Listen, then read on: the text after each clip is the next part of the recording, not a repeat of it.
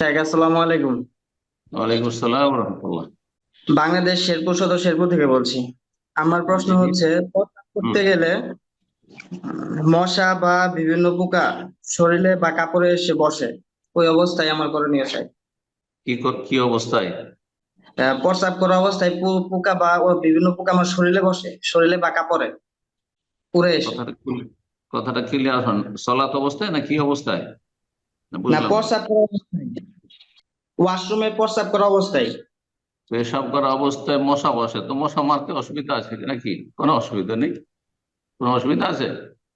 কিন্তু উনি তো নাপাক নাপাক জায়গা থেকে উড়ে এসে, নাপাক জায়গা থেকে উড়ে এসে শরীরে বসে।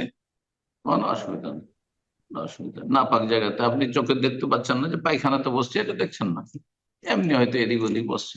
সন্দেহের ভিত্তিতে কোনো কিছু নাপাক হয়নি যতক্ষণ সচক্ষে না দেখবে। হ্যাঁ, অসুবিধা নেই। তো কি গোসল করবেন তাহলে? গায়ে বসে গেছে, কাপড়ে বসে কাপড় ধুই আর গোসল করি নাকি? দিন ইসলাম এত জটিল নয়। নবী সাল্লাল্লাহু আলাইহি ওয়াসাল্লাম দিন ইউসুর, সেই বুখারী হাদিস, দিন সহজ। যখন চোখে দেখছেন যে আমার গায়ে পেশাব পায়খানা ছিটে লেগে গেল, তখন সেই জায়গায় ধোয়া আবশ্যক। আর সন্ধ্যার ভিত্তিতে তো মশা, বাথরুমের মশা, তো বাথরুমের মশা তো আপনার রুমে ঢুকছে আপনার সাথে।